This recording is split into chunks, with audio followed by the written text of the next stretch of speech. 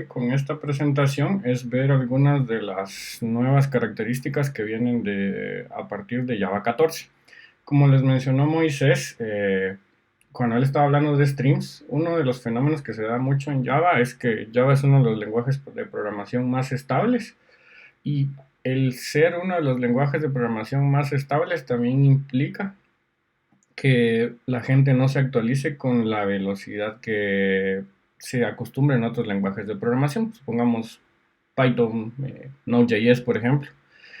Pero dentro de las comunidades de desarrolladores, generalmente siempre se identifican dos grandes grupos: las personas que quieren características estables a largo plazo, y Java es especialmente importante en este tipo de entornos porque la compatibilidad hacia atrás digamos así, es incomparable con otros lenguajes de programación. Yo he conocido casos de gente que, por ejemplo, tiene aplicaciones en Java 1.4 y los logra llevar sin problemas a Java 11, Java 8, por ejemplo. Entonces, esto es algo bien difícil de hacer con otros lenguajes de programación, pero por los entornos donde se usa Java, que son principalmente empresariales, entendamos bancas, industrias, telecomunicaciones, suele ser un aspecto importante la estabilidad del lenguaje. Y durante mucho tiempo esta estabilidad significó que teníamos una versión nueva de Java aproximadamente cada 3 o 4 años. Pero a partir de hace 2 años aproximadamente, esto cambió y hoy en día tenemos una nueva versión de Java cada 6 años. Entonces, cada 6 meses, perdón. Entonces uno pestañea y cuando se da cuenta ya salió una nueva versión de Java. Así es como yo describiría este nuevo fenómeno para gente que estaba acostumbrada a las configuraciones y forma de trabajo original y antigua de Java.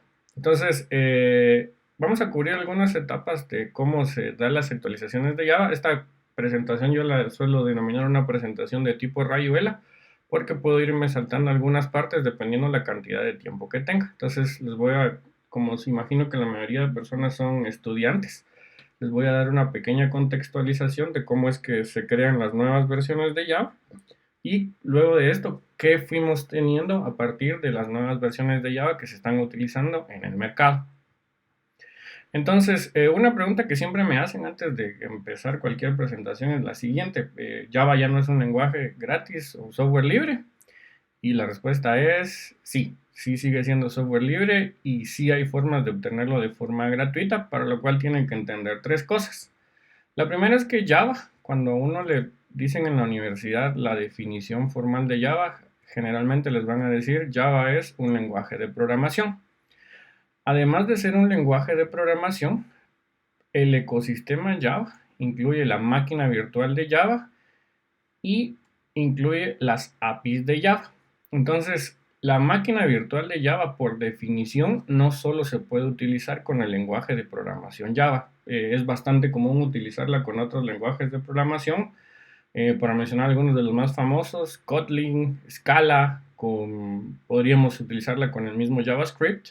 Entonces, esto es básicamente un entorno de ejecución, mientras que en el caso de las bibliotecas y APIs es donde nosotros tenemos el API de Java, que básicamente son todas aquellas funciones o todos aquellos componentes extras que nos van a permitir realizar código de forma más rápida. Entonces, ¿qué entraría, por ejemplo, en las bibliotecas? Bibliotecas como la biblioteca I/O, entrarían bibliotecas como, por ejemplo, el Streams que acaban de ver en la presentación anterior, entrarían bibliotecas para manipulación de archivos.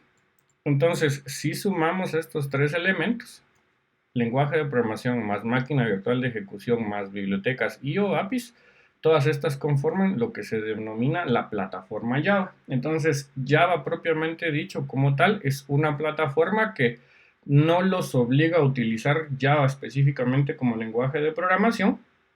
Tiene bibliotecas y APIs principales, pero pueden existir bibliotecas de terceros. De hecho, es uno de los lenguajes donde hay más código disponible en Internet para su uso libre.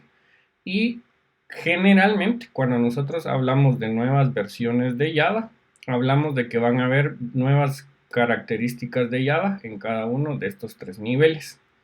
Entonces, ¿por qué es importante tener esto claro? En el momento que nosotros tenemos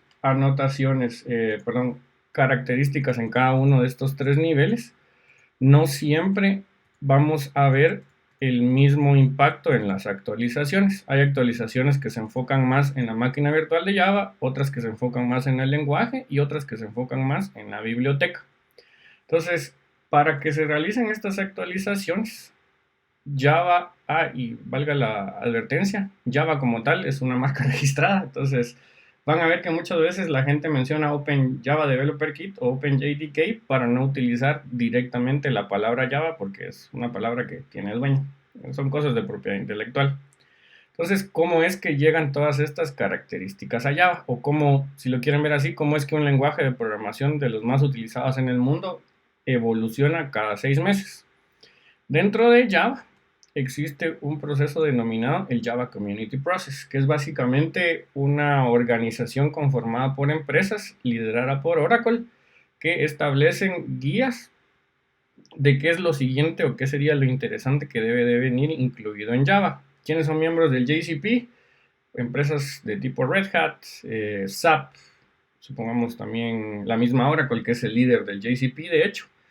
Y tenemos también comunidades de usuarios como South Java, como el London Java Community, como los Jukes, incluso de What-the-Juk, que es miembro del JCP. Y es un lenguaje comunitario donde todos podemos proponer nuevas características. El tema que con el JCP es un foro de discusión y no podemos tener siempre discusiones, o por lo menos los arquitectos de la máquina virtual de Java necesitan ciertas libertades para ganar velocidad al momento de crear nuevas versiones de Java. Entonces, el equipo de la Virtual Machine suele entregar las nuevas características a partir de las discusiones del JCP, pero también a partir de sus propias ideas. Estas nuevas características o ideas se conocen como especificaciones de tipo JSR o Java Specification Requests, y si son cambios directos, es un JEP o Java Enhancement Proposal. Entonces, cada una de las nuevas versiones de Java suelen ser combinaciones de propuestas que hizo el JCP a través de un JSR y propuestas que hace directamente el equipo de Java a través de JEPs. Y para garantizar que Java sea universal y soportado en todos los que dicen ser un lenguaje Java, existe el Java Compatibility Kit, que es un test para decir tu implementación de Java efectivamente funciona. No sé si tienen dudas por acá, los escucho en el micrófono. Se escucha muy bien, muchas gracias. Ok. Bueno, entonces, continuando con esto. Básicamente así es como se hace Java. Tenemos un comité ejecutivo del JCP conformado por empresas y comunidades. Estos a su vez proponen mejoras hacia Java, los que se conocen como los Java Specification Requests. Y estos spec leads, grupo de expertos y contribuyentes, pueden ser ustedes. Una vez que tienen la, digámoslo así, experiencia mínima para entender cómo funciona Java como plataforma, ustedes pueden proponer nuevos JSRs y pueden trabajar con un equipo donde tengan un líder identificado, designen expertos y contribuyan con la comunidad para que digan hacia dónde quieren que vaya el lenguaje. Ahora, ¿por qué tiene que ser tan estructurado y no solo se trata de meter código y mandar pull requests? Porque de nuevo es un lenguaje de los más utilizados del mundo. Dependiendo del ranking que vean, Java va a ser el lenguaje número 1 o número 2 de los lenguajes de programación más utilizados. Y esto implica que una mala característica en Java le va a pegar a millones de personas y por eso tienen que ser hasta cierto punto bien pensadas. Y cada nueva característica de Java, si ustedes ven en las listas públicas de discusión, eso se discute así a muerte a unos niveles super nerds que son hilos interesantes hasta que uno ya no empieza a entender los hilos, entonces dejan de ser interesantes porque hay mucha gente que discute a muy alto nivel o a muy bajo nivel cómo es que se hacen los lenguajes de programación, como en este caso Java. Entonces, por ejemplo, el que estaba explicándoles Moisés, que fue parte de Streams y Lambdas, en algún momento fue un JEP, que fue Lambda Expressions y Virtual Extension Methods. A alguien se le ocurrió, específicamente a Joseph Darcy, con el apoyo de Brian Goetz, que esto o Java debía empezar a soportar expresiones lambda para permitir programación funcional. Entonces, en su momento, esta característica se entregó en Java 8 y se basó en dos JSRs o dos discusiones públicas y a su vez fue una característica que permitió actualizaciones concurrentes, mejora de las bibliotecas con Java, incluida strings, Bulk Data Operation for Collections, incluido strings y streams, perdón, y por ejemplo otras cosas como inferencia de datos generalizada. Entonces es un proceso estructurado en el cual nosotros tenemos Java Enhancement Proposals más JSRs, se produce una nueva versión de Java, supongamos Java 8, y esta nueva versión de Java se le tiene que diseñar un kit que se denomina Java Community Process.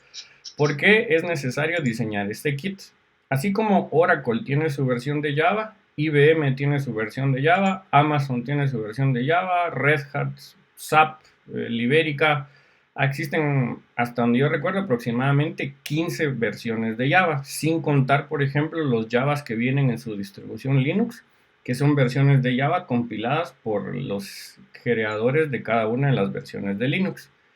Para ganar el sello y decir es una máquina virtual compatible con Java, debe de pasar todo el kit, y solo el manual de usuarios del kit tiene aproximadamente como 1000 páginas, entonces es un kit bien estricto, y si no pasan uno de los múltiples tests, podría ser una cosa que se parece a Java, pero no es o no se gana el derecho de ser un Java oficial, porque se tiene que garantizar la compatibilidad. Entonces, si ustedes ven el Java de Red Hat vino y tuvo que hacer todos la implementación o basarse en un proyecto de software libre que es OpenJDK y pasar todos los tests para ganar el sello de Java.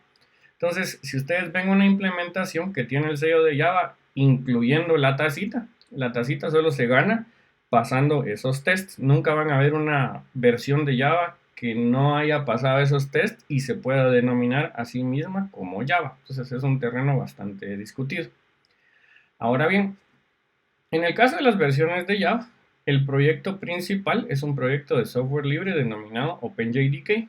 OpenJDK, ustedes lo encuentran y el código es un repositorio en Mercurial que se parece bastante a Git y ustedes lo pueden descargar. En su mayoría la máquina virtual de Java está programada en Java y está programada en C++ y lo pueden compilar para su sistema operativo. En el caso del Oracle de Java, Oracle es el principal patrocinador de este proyecto. En otras palabras, es uno de los que pone más dinero, pero reconoce la importancia de que Java continúe siendo software libre. Entonces, Oracle hace dinero compilando su propio Java, al cual se denomina Oracle JDK, el cual ustedes encuentran en java.oracle.com. Pero así como Oracle lo realiza, otras empresas, por ejemplo Red Hat, que es uno de los players más importantes dentro del ecosistema Java, también hace su propio JDK y también hace dinero a través de la venta de soporte con Red Hat Enterprise Linux. Existen otros fabricantes pequeñitos, como Azul JDK, que hacen exactamente lo mismo, y Oracle, así como produce una versión soportada donde ellos garantizan que va a funcionar bien y tienen un contrato público para parchar errores, tienen una versión denominada OpenJDK, el OpenJDK de Oracle, el cual ellos compilan y lo ponen disponible al público en jdk.java.net. Y así como empresas lo pueden construir, se ha dado una tendencia en que la comunidad también construya su propia versión de Java. La más popular hoy en día probablemente sea Adopt OpenJDK, que pueden encontrar en adoptopenjdk.net. Ahora, ¿qué es lo interesante de Java?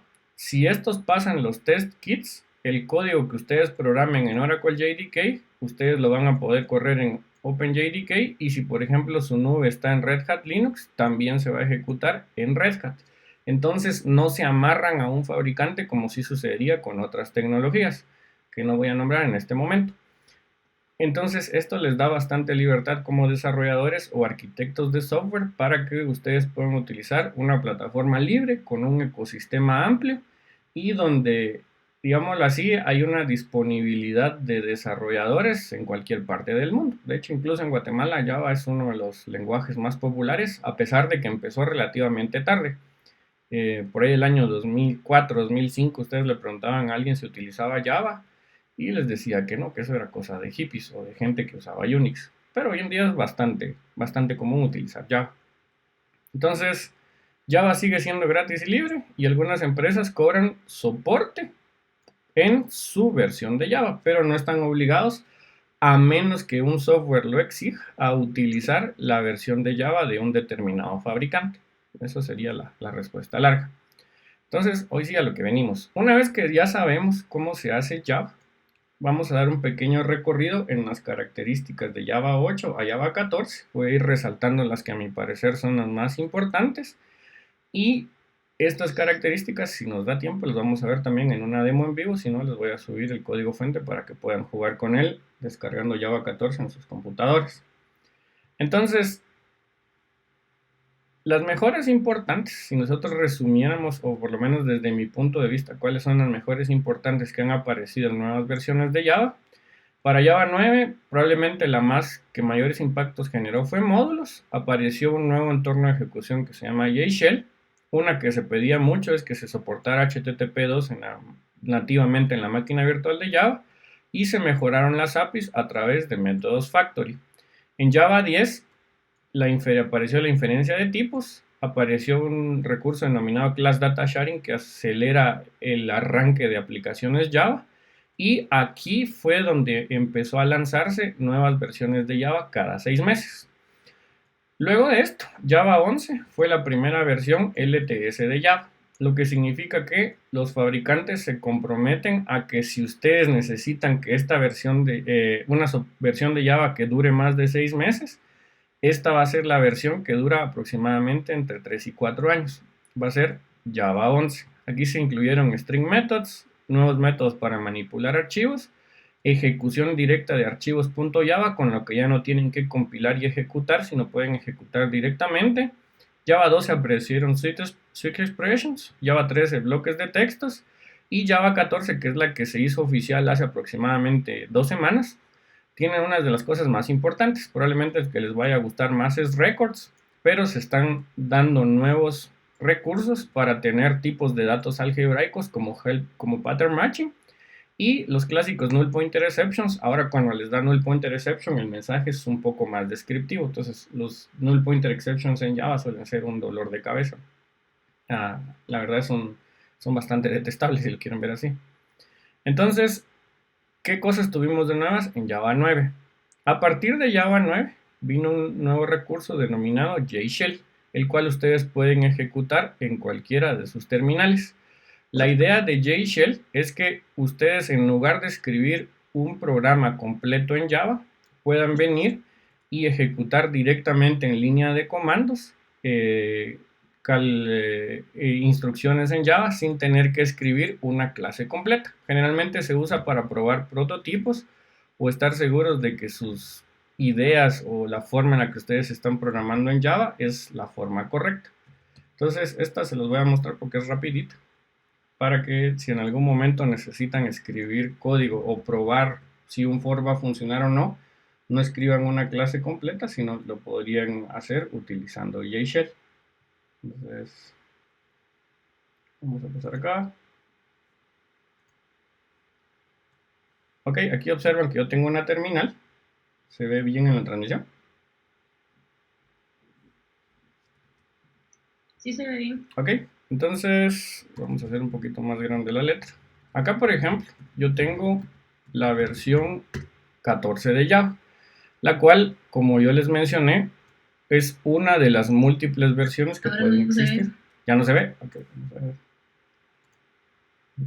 No se ve la consola. Ahí.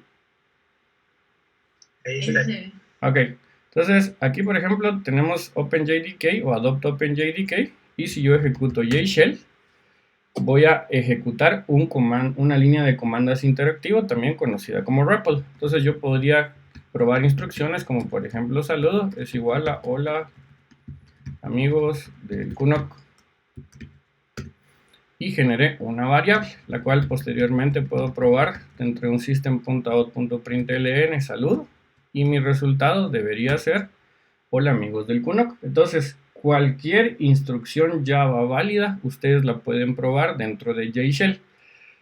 Sinceramente, es un recurso que no creo que vayamos a estar utilizando en nuestro día a día, pero es un recurso interesante si lo que ustedes hacen es dar clases con Java o quieren probar las nuevas características de Java sin necesidad de escribir un nuevo proyecto. O por ejemplo tienen un proyecto empresarial con Java con 1000, 2000 archivos y lo que quieren es ver si un for va a funcionar, escríbanlo en JShell, no es necesario que lo escriban directamente en su proyecto. Es un recurso interesante para probar nuevas características de Java. Entonces, otra de las cosas que fueron interesantes fue la introducción del cliente de HTTP2, que se basó en los clientes ya existentes dentro de la comunidad Java.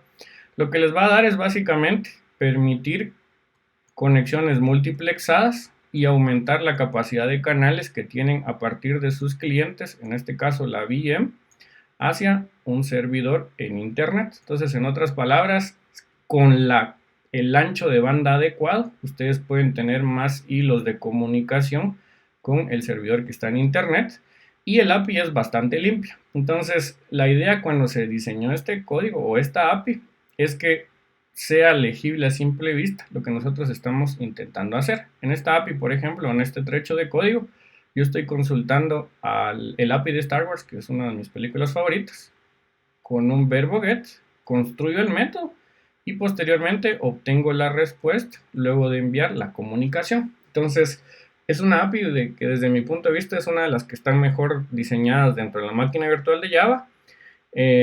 Después de 14 años o después de 25 años que está cumpliendo Java en este 2020, pues yo sí esperaría que las APIs vayan mejorando. Entonces, la de HTTP2 es una de las más bonitas. Entonces, en el caso de los Convenience Factory Methods o los Factory Methods for Collections, como se conocen comúnmente, lo que se hace es permitir escribir de forma más fácil manipulación de colecciones.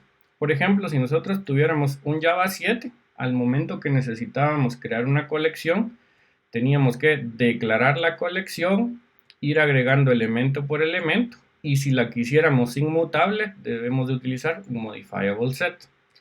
Si ya éramos un poco más pros en Java, teníamos que utilizar a partir del objeto collections el método modifiable set y en una sola línea crear un hash set a partir de un arreglo que se convertía en lista. Pero cuando uno empieza a ver este código hay que montón de vueltas para crear ese código. Ahora, si ustedes quieren crear un set, básicamente dicen yo quiero un set de el elemento A, el elemento B, el elemento C. Entonces el código se empieza a hacer más conciso y empieza hasta cierto punto a ser un lenguaje menos verboso. Ahora, uno de los problemas de Java, bueno, no lo veo como problema, lo veo como característica, es que dependiendo a quién le pregunten ustedes cómo hacer las cosas, se los va a mostrar como la forma antigua, porque es la única que conoce, la forma pro, porque los quiere confundir, o la forma actual de cómo las cosas se programan en Java. Y si buscan un tutorial de cómo hacer algo en Java, el problema no es que no encuentren recursos, es que van a encontrar 50 formas de hacer lo mismo. Entonces, siempre traten de ir al día con las nuevas características de Java, porque estas tres formas hacen básicamente lo mismo. La forma clásica para personas clásicas, la forma pro para personas que conocían un poco más de Java y la forma moderna que apareció a partir de Java 9. Este mi 9 salió un poco chueco. Ok, entonces, algunas otras cosas que se permitieron o que parecían importantes sería, por ejemplo, los métodos privados en interfaces. En programación orientada a objetos clásicas, ustedes aprenden que las interfaces son contratos que únicamente pueden tener declaraciones de métodos sin un cuerpo o comportamiento. Como probablemente les explicó Moisés en el caso de los streams, en el momento que nosotros empezamos a trabajar con interfaces, también necesitábamos métodos default, que fue algo que se agregó a partir de Java 8, que son métodos que son utilitarios, pero que no mutan o en otras palabras no cambian el estado de las variables, porque la interfaz por defecto no debería tener variables. Y para extender su funcionalidad, ahora se permiten agregar métodos privados para que estos métodos públicos puedan tener o puedan mejorar el scope con el cual declaran su funcionalidad. Entonces, esto fue un recurso interesante. Este sería, por ejemplo, el Java 7 clásico. Y esto es a partir de Java 8, que tenemos métodos default en interfaces. Y a partir de la versión 9 tenemos crear ruido. Otras cosas que serían interesantes, o que a mí me parecen interesantes entre el montón de nuevas características de Java, sería por ejemplo el try with resources. Cuando ustedes quieren leer un archivo grande, generalmente se tiene que utilizar un buffered reader. Y para utilizar un try y catch en el cual aseguremos que ese recurso quede cerrado al finalizar, existe una estructura de control denominada try with resources. El problema es que para que esto funcionara en las versiones anteriores de Java, teníamos que declarar una segunda variable para que funcionara el try with resources.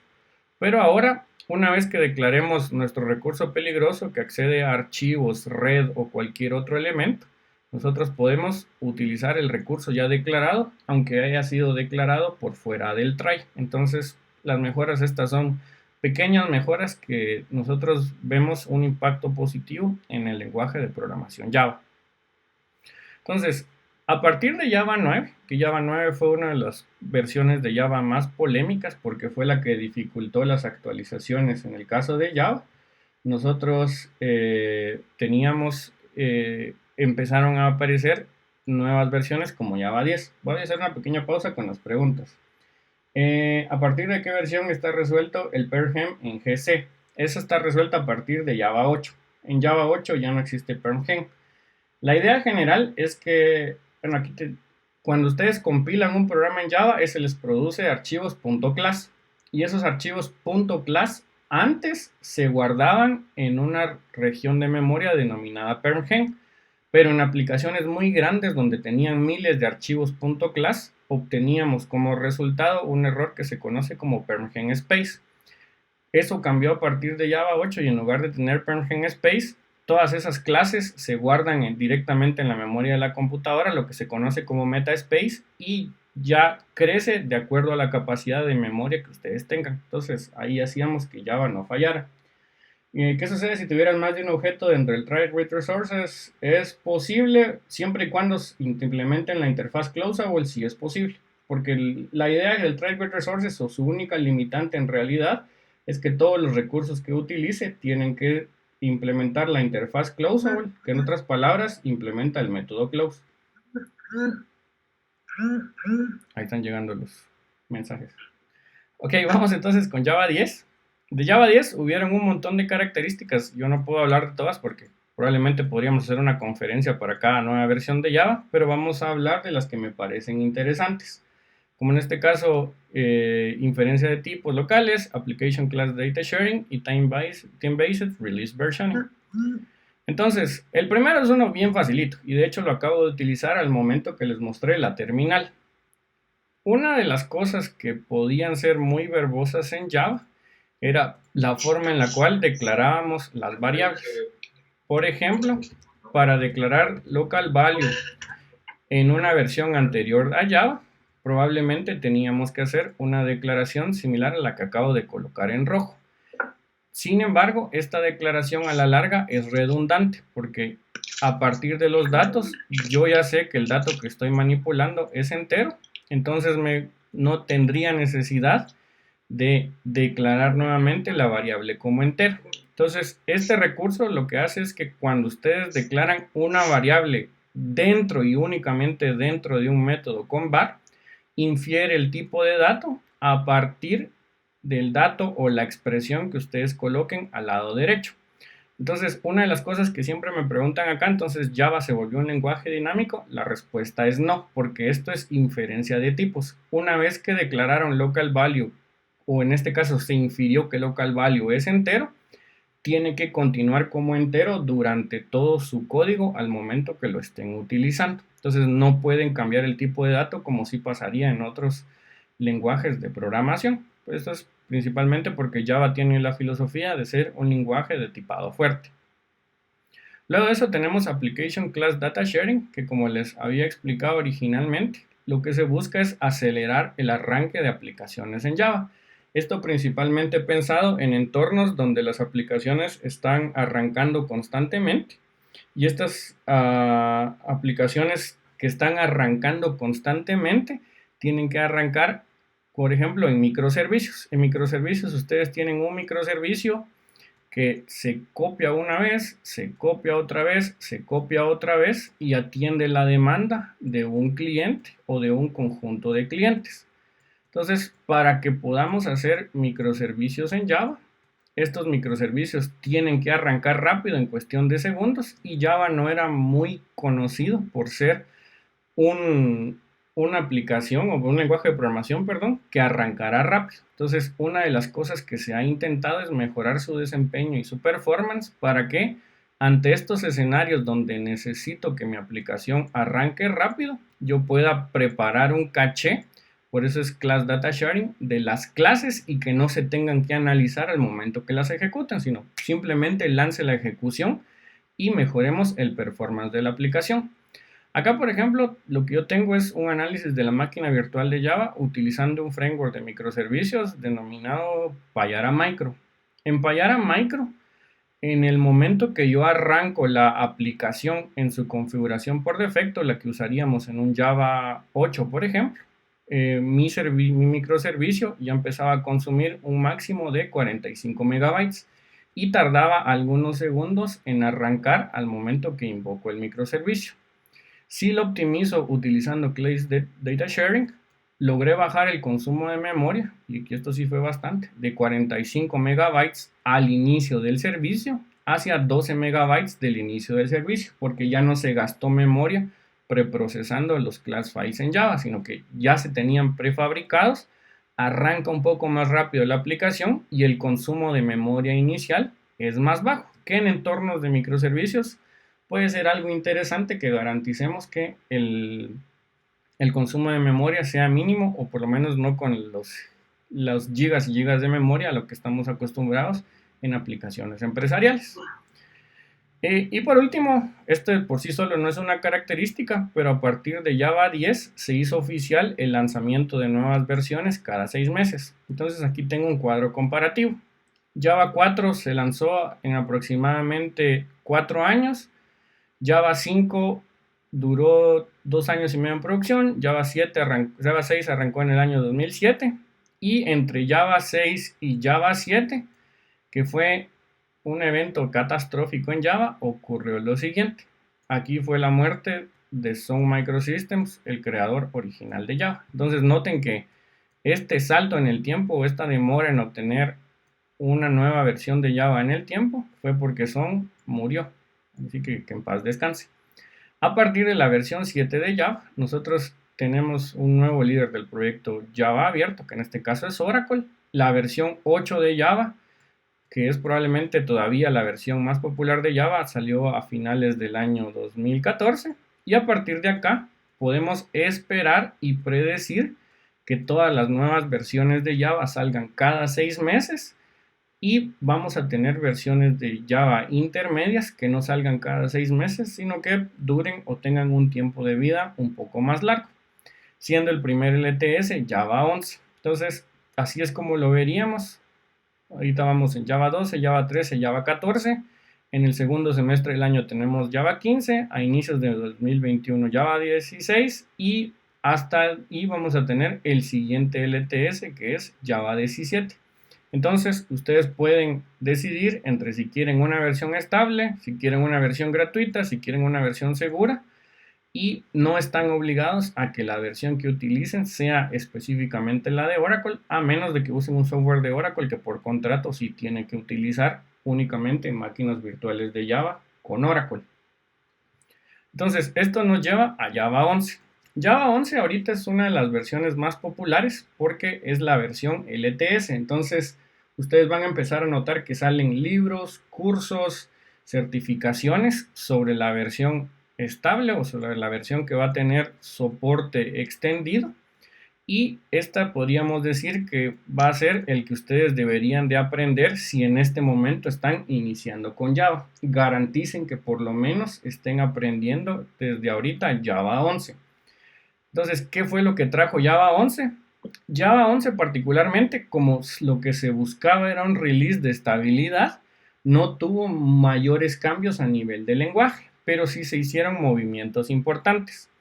El primero y probablemente uno de los más polémicos es que Oracle liberó el código de Java EE y lo donó a la Fundación Eclipse. Entonces eso hizo que los módulos específicos de Java empresarial que venían dentro de la máquina virtual de Java se eliminaran, se liberaron y ahora están disponibles como bibliotecas para sus proyectos.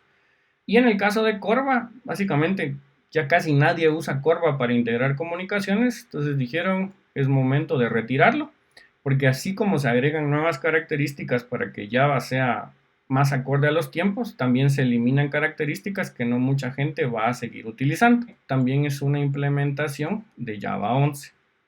Entonces, las pequeñas mejoras que vamos a ver a nivel de lenguaje a partir de Java 11 son las siguientes. Primero, si nosotros teníamos código en Java 8 y era código que implementaba una expresión lambda, había dos formas de escribir esta expresión.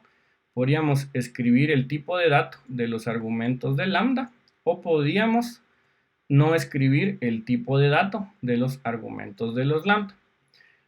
A partir de Java 11 también ya se puede utilizar la palabra reservada var como un camino intermedio entre tener el tipo de dato explícito o no tener ningún tipo de dato. ¿Por qué necesitamos la palabra reservada var? Si en algún momento necesitamos anotar estas variables, la única forma que se podía hacer originalmente es que en lugar de var colocáramos el tipo de dato explícito, pero de aquí en adelante ese tipo de dato ya es inferido, así como vieron el funcionamiento de var en mi Hola Mundo, donde yo declaré una cadena string, se almacenó en una variable y Java fue ya lo suficientemente inteligente para inferir el tipo de dato de esta variable posiblemente sea un string. Aquí envía saludos Aristides desde Panamá. Mucho gusto, Aristides, que lo vi por allá cuando estuve en el Oracle Groundbreakers Tour. Esto es bastante simple. Si ustedes hacen un programa en Java y este programa están aprendiendo a programar, una de las cosas que desesperaba de Java es que primero lo tenían que compilar y luego tenían que ejecutarlo. Entonces era un ciclo bastante repetitivo. Pero hoy en día, sin embargo, cuando nosotros utilizamos Java, voy a mostrarles esto porque esto es más fácil que lo vean con un ejemplo. Vamos a solo asegurarme que tengo la versión 14. Yo podría hacer un programa demo Java. Entonces, donde yo digo public static public class demo, y dentro de demo tengo un public static void main string args, la firma clásica del método de entrada en Java. Decimos system.out.println. Hola amigos de internet. Cerramos el método. Guardo en el mejor IDE conocido por el hombre, que en este caso es VI. Y en lugar de venir y compilar con Java C, yo puedo invocar directamente mi archivo con extensión .java. Porque algo le pasa a mi terminal. Vamos a ver en esta.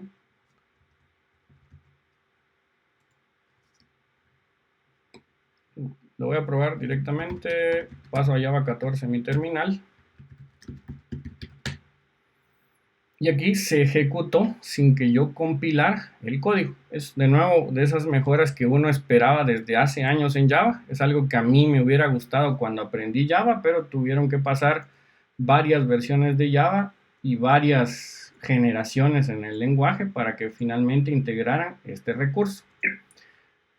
Ahora bien, una vez que nosotros tenemos estas nuevas mejoras estables en Java, de aquí en adelante lo que podemos esperar son pequeños incrementos en las nuevas versiones de Java, como en el caso de Java 12, Java 13 y Java 14. Estos incrementos, a su vez, si notan, la cantidad de incrementos son mínimos. Realmente no todas las características son sobre el lenguaje, algunas son sobre la máquina y otras son sobre la API, y no todas las características que nosotros vamos a utilizar vamos a necesitarlas en producción. Entonces va mejorando Java de a poquitos, y la diferencia entre aprender Java 11 o Java 14 van a ser esas pequeñitas características. Entonces están todavía a tiempo de aprender Java 11.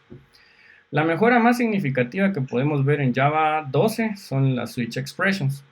Entonces, en lenguaje de programación, en los lenguajes de programación hay un concepto generalizado de que las instrucciones pueden ser instrucciones imperativas o expresiones.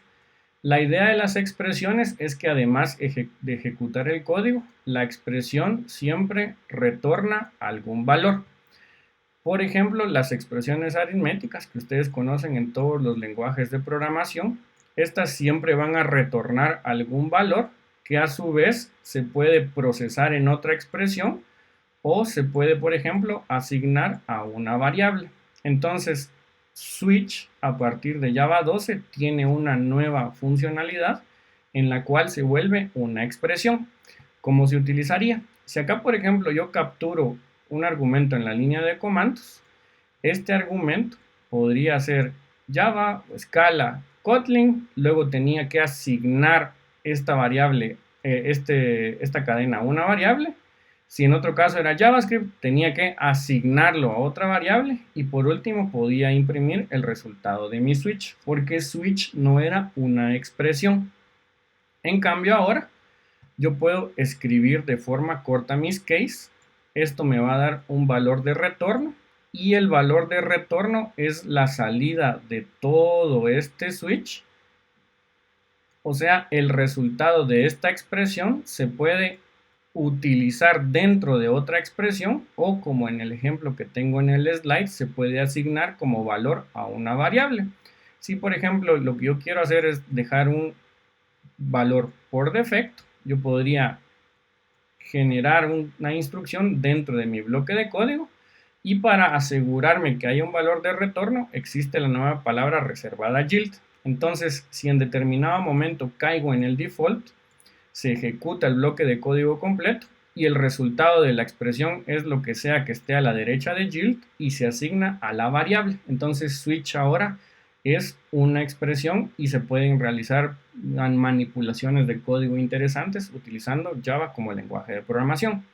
En este punto, muchas personas suelen opinar, Java lo que está haciendo es pareciéndose un poco más a Kotlin o pareciéndose un poco más a Python. Y la respuesta es, sí, en algunas cosas se están pareciendo más a estos lenguajes y esto no significa que sean necesariamente mal. La filosofía de Java, o por lo menos la filosofía que tiene el equipo de la máquina virtual de Java, es que cuando nosotros tenemos una característica interesante en otro lenguaje de programación, ya está lo suficientemente bien definida y bien probada y la comunidad lo demanda, entonces ya es segura de colocarla en Java como lenguaje de programación. Java es un lenguaje de programación bastante conservador en el sentido de que no agrega cualquier característica porque le parece interesante, sino agrega características solamente si le van a aportar valor a nuestros usuarios. Y ese valor en este caso es eficiencia en el código. Entonces, la versión de Java 13 que estaba de moda hace 6 meses, nuevamente podemos esperar que sus cambios sean mínimos. Se mejoraron las switch expressions, fueron únicamente 5 cambios, no todos fueron a nivel de lenguaje. Y se introdujo una nueva característica dentro del lenguaje, que son los text blocks. ¿Cómo se vería esto en el código? Originalmente, cuando nosotros teníamos textos de muchas líneas en Java, estábamos amarrados a que hiciéramos concatenaciones de cadenas si lo que necesitábamos era expresar que cada uno de estos iba en una línea diferente. Y además de eso teníamos que colocar saltos de línea. Es algo que le pasó a muchos lenguajes de programación. ¿En qué momento esto puede ser un problema? Un ejemplo sería si estamos creando un documento HTML dentro de Java, tenemos que hacer un montón de concatenaciones.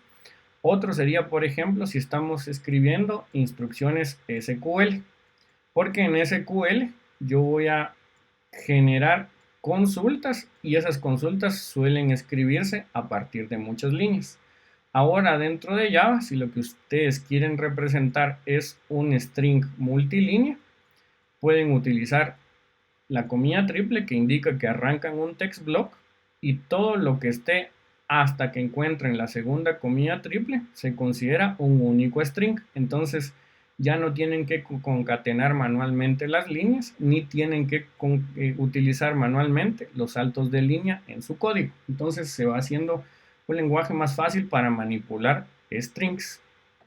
Y la que teníamos hace 2 semanas, que sería Java 14, Java 14 trajo bastantes mejoras, pero no es que se hayan desarrollado en 6 meses. Muchas de estas ya venían durante años desarrollándose y el lenguaje implementó características interesantes que ya se venían demandando por la comunidad. Yo les voy a mostrar algunas de estas. Probablemente la que más vayan a ver en internet de por qué deberían actualizarse a Java 14 son los records. Y records todavía está en preview, lo que significa que hasta que se declaren estables puede tener ciertos cambios en Java 15, en Java 16, hasta el momento que se decidan que ya son lo suficientemente buenos. El objetivo de los records es proveer un data carrier. En otras palabras, se reconoce que existen objetos cuyo único objetivo es almacenar información y no necesariamente tener comportamientos. Entonces, estos data carriers me permiten declarar cuáles son los miembros de la clase. Podría tener comportamientos, pero lo que me van a brindar es una forma de declarar un carrier o, digamos así, un encargado de datos, y este encargado de datos a su vez lo que nos va a dar son datos inmutables, lo que significa que una vez nosotros declaramos esta variable, este data carrier, el data carrier ya no se puede mutar y tendríamos que generar una nueva instancia. ¿Cómo se utilizaría? Por ejemplo, yo puedo venir y en lugar de escribir la clase completa persona, la declaro como un record o data carrier y digo, esta persona es Marco, ejemplo, gmail.com, 99, que es su edad, y todos los métodos toString, hashcode, los get y los set son autogenerados por el compilador, no propiamente como get y set, pero sí como acceso a los datos que tenemos en el data carrier. Entonces es una forma rápida de crear objetos que ya sabemos que su objetivo es únicamente movimiento de datos entre distintas clases. Estos suelen ser útiles como cuando, por ejemplo, programan servicios web o aplicaciones web, y son recursos interesantes que ustedes podrían integrar a partir del Java que acaba de salir. Luego de esto tenemos un recurso denominado Pattern Matching para Instance of. Lo que hace de forma rápida es evitar el casting. Por ejemplo, en Java 8, si nosotros teníamos una variable cuyo tipo de dato era objeto, lo primero que hacíamos es, antes de hacer el casting, verificamos si es persona. Luego de verificar, hacemos el casting y ahí sí podemos utilizar la información que viene en la variable.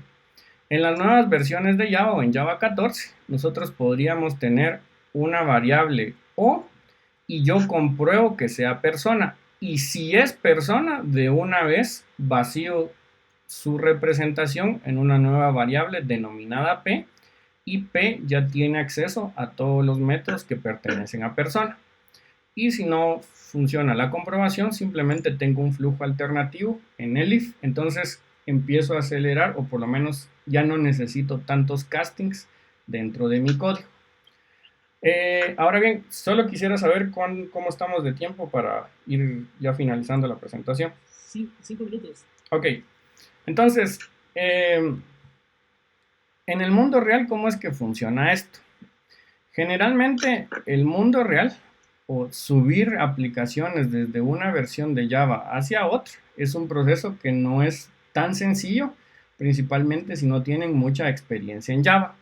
Entonces, experiencias que yo he tenido, por ejemplo, las aplicaciones más difíciles que he subido de versiones de Java, yo tuve un RP que tiene desarrollándose aproximadamente 5 años, que lo constituyen por aproximadamente 10 módulos y que estaba creado para un application server. Este lo subimos de Java 8 a Java 11. Teníamos también un software de GeoCerca, que eran 5 módulos de Web Application Server, de Web Application Resource, que estaba sobre Payara Application Server. Lo subimos otra vez de Java 8 a Java 11. Y en algún momento nosotros tuvimos que desarrollar un POS. Estaba programado en JavaFX y estaba pensado para Windows. Nuevamente pudimos hacer migraciones de Java 8 a Java 11. Entonces, un mito muy común que van a ustedes a encontrar en las empresas es que no es posible actualizar una aplicación en Java de una versión a otra. En las experiencias que yo he tenido, sí es posible, solo que requiere trabajo como todo en la vida. no es algo que les vaya a llevar un mes. Aproximadamente yo me llevé como un máximo, que este fue el más difícil, 3 días en subirlo de Java 8 a Java 11, porque básicamente no sabía lo que estaba haciendo. Cosas con las que deben de tener cuidado: el sistema de módulos en Java 9 tienen que entenderlo bien si lo necesitan utilizar, si no simplemente no lo usen. Todo aquello que estaba dentro del paquete SongMisc Unsafe ya no se puede ni se debe utilizar a partir de Java 9. Los módulos de Java empresarial ya no vienen dentro de la máquina virtual de Java, entonces esto lo resuelven instalando sus propios módulos. JavaFX, Oracle también lo liberó y es un proyecto de software libre, entonces ya no viene integrado dentro de la máquina virtual de Java, sino necesitan agregarlo como biblioteca a sus proyectos. Y esto depende mucho de cuál sea el IDE que ustedes utilizan. Si usan un IDE moderno no van a tener mayor inconveniente, y de la licencia que necesiten para su máquina virtual de Java. Entonces, generalmente, voy a resaltar sobre algunos datos ya que tenemos poco tiempo. Lo primero que deben de verificar es que su software tenga un runtime compatible. ¿A qué me refiero con esto? Cuando ustedes hacen una aplicación web en Java, ustedes no van a programar la comunicación HTTP, no van a programar la apertura de un socket y el envío de información a través de un cable de red. Lo que uno hace es utilizar un runtime ya listo. Entonces, lo primero que van a verificar para ver si van a subir su aplicación a Java 11 o no, es que su runtime ya sea compatible con Java 11. Runtimes que ya son compatibles y son famosos: Tomcat ya es compatible con Java 11, Spring también, Micronaut también, Vertex también, y dentro del proyecto Jakarta EE la mayoría ya son compatibles con Java 11. De hecho, de los que yo considero importantes que no son compatibles con Java 11, solo existe Oracle WebLogic, que esperemos que este año ya sea compatible con las nuevas versiones de Java. Algo que yo recomiendo mucho es que si van a estar probando versiones de Java, instalen las versiones a través de SDK-man y las puedan gestionar con JEnv, como yo lo hice en la terminal. JEnv me permite saltar de forma rápida entre la versión 8 de Java, la versión 11 de Java o la versión 14 de Java, dependiendo de lo que yo esté ejecutando, y puede ser un recurso interesante. Luego de eso, chequen que sus bibliotecas ya sean compatibles con Java 11. La mayoría ya lo son, y las bibliotecas que no son compatibles con Java 11 generalmente es porque ya se murieron, ya no hay nadie que esté contribuyendo y colaborando para que estas bibliotecas continúen. Entonces, vamos a ir cerrando con las preguntas. ¿Existen situaciones en las que sea más fácil crear la aplicación desde cero que mirar de una versión a otra? La respuesta sería: yo no crearía la aplicación desde cero si ya es una aplicación exitosa. Siempre va a ser más fácil actualizar la aplicación actual.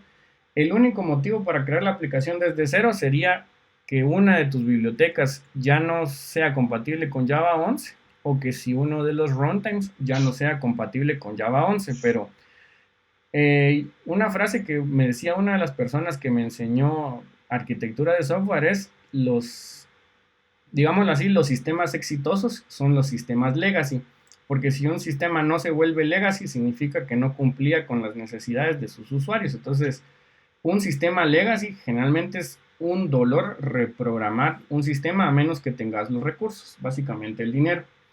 Y en este caso, Fernando Ambrosio pregunta: si necesito crear un proyecto, ¿debería considerar primero Java 11 y no versiones anteriores? La respuesta es totalmente sí. Si estás haciendo un proyecto nuevo, Java 8 ya solo tiene soporte extendido, que ya no es parte de la comunidad. Entonces, para empezar, tendrías que buscar un distribuidor de Java para Java 8 que te dé soporte y pagarle para tener soporte para tu runtime, o utilizarlo sin soporte. Pero si tu proyecto fuera para un entorno gubernamental, lo más seguro hoy en día es arrancarlo con Java 11. Aquí hay otra pregunta: con las lambdas y inmutabilidad, ¿veremos algún día versiones de Java hacia un paradigma más funcional? De hecho, esa fue la idea original de los lambdas. En este momento, lo que se está introduciendo con pattern matching y posteriormente con la introducción de tipos de datos algebraicos, vamos a ganar más programación funcional con Java. Entonces, podríamos esperar que en Java 15, Java 16, ya estemos hablando de tipos de datos numéricos como union, como tuplas, que no es que no existan en Java, solo que no existen de forma nativa. y ya es una de las mejoras que se está discutiendo de forma activa en las listas. De hecho, ya hay jefs abiertos para integrar más características funcionales hacia Java. No sé si tenemos alguna pregunta. Otras cosas, si sus proyectos usan Maven, asegúrense que tengan estas versiones. Yo les voy a compartir este slide a la organización para que se las puedan disponibilizar, para ya no utilizar el tiempo del otro expositor. Y cosas como los módulos de Java EE, que antes venían en la Java Virtual Machine, ahora son bibliotecas externas, cuya buena noticia es que ya están en Maven Central y las pueden integrar de forma fácil en su proyecto. De hecho, las únicas que no están en Maven Central son Corva, porque es así, se murieron y ya nadie les quiso dar mantenimiento. Pero el resto de APIs de Java EE están disponibles y se pueden integrar a sus proyectos. Entonces, algunos datos interesantes, los IDEs que son compatibles con Java 11, la trinidad de IDEs que nosotros tenemos en Java, tanto Eclipse como NetBeans como IntelliJ IDEA, ya son compatibles con Java 11. Sin embargo, que el IDE sea compatible con Java 11 no significa que los plugins del IDE sean compatibles con Java 11. Los que suelen ser problemáticos o los que yo he tenido la experiencia de que no corren sobre una máquina 11, Glassfish, WebLogic y IceFaces, básicamente porque murió, entonces tendrían que buscar el plugin no de Glassfish sino de Payara. Debería salir en algunos meses y el de IceFaces también hay compromiso público de que va a salir en algunos meses. Aquí tienen otra pregunta, ¿cuál sería un buen argumento para convencer al negocio de que se debe actualizar Java? Yo lo tomaría desde el punto de vista, como tu pregunta lo dice, de negocio. Si le decís que es porque va a ganar productividad el programador, lo que te van a responder probablemente sea, a mí no me importa si el programador se tarda o no. Yo lo que quiero saber es que si voy a invertir X cantidad de recursos, el retorno va a ser tanto. Si lo planteas por otro lado, por seguridad sería el motivo número uno. Estamos utilizando versiones viejas de Java. Esas versiones ya nadie las está soportando, les están encontrando vulnerabilidades y en algún momento nos lo van a explotar y yo solo les voy a decir, se los dije y me voy a ir a otra empresa porque ustedes seguramente los van a demandar. Seguridad sería el motivo número uno para actualizar versiones de Java. Luego obtener estas nuevas características, pero siempre al momento que ustedes planteen una actualización, no solo de Java, sino de cualquier runtime, ustedes tienen que demostrar el beneficio no solo a nivel de desarrollo, sino el beneficio o el potencial económico de que esto sea actualizado. Entonces, tómenlo en cuenta. Bueno, entonces vamos cerrando. Algunas otras limitantes. Si necesitan correr JVMs múltiples en producción, o en otras palabras, otras versiones, en Linux hay bastantes recursos. El más común es Docker. Si necesitan una aplicación Java 11 nueva, pero que a la vez tienen que correr a la par de un Java 6, utilícenlas en containers. Distribuciones Linux suelen incluir formas de ejecutar diversas versiones de la máquina virtual de Java. Yo sé que tanto Red Hat como Debian como Gentoo tienen muy buen soporte a ejecutar VMs con versiones paralelas para que alguna aplicación ejecute 11, mientras que otra 8, mientras que otra 7, por ejemplo. En Windows mi recomendación sería Docker. Tienen que jugar un poco con las variables de entorno, pero no es tan fácil como en Linux. Entonces lo importante es que tengamos salud. Ahí sí que tienen que pelearse un poco más con el sistema operativo, pero tampoco es imposible manipular múltiples versiones de Java.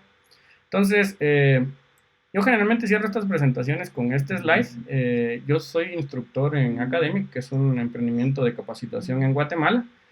Si quieren saber más al respecto, pues hay cursos de Java, hay cursos de backend, cursos de frontend, y si les interesa no Java, sino JavaScript y Angular, también pueden darle un vistazo y ver qué otros cursos tenemos disponibles.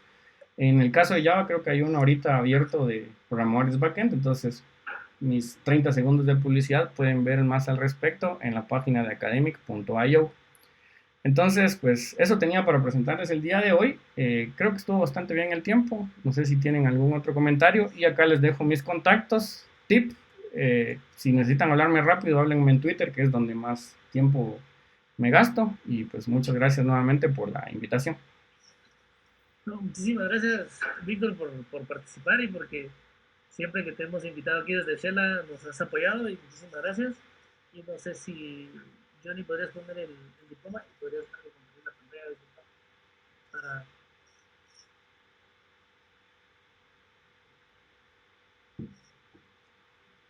Bueno, entonces por parte de la División de Ciencias de la Ingeniería de Ciencias y Sistemas, del CUNOC y del Comité de Ciencias de Ingeniería en Ciencias y Sistemas, te agradecemos mucho por impartir la conferencia de Java 8 Java 14, bueno, de Java 8 a Java 14 actualizando proyectos, y te vamos a hacer llegar el diploma de una manera digital.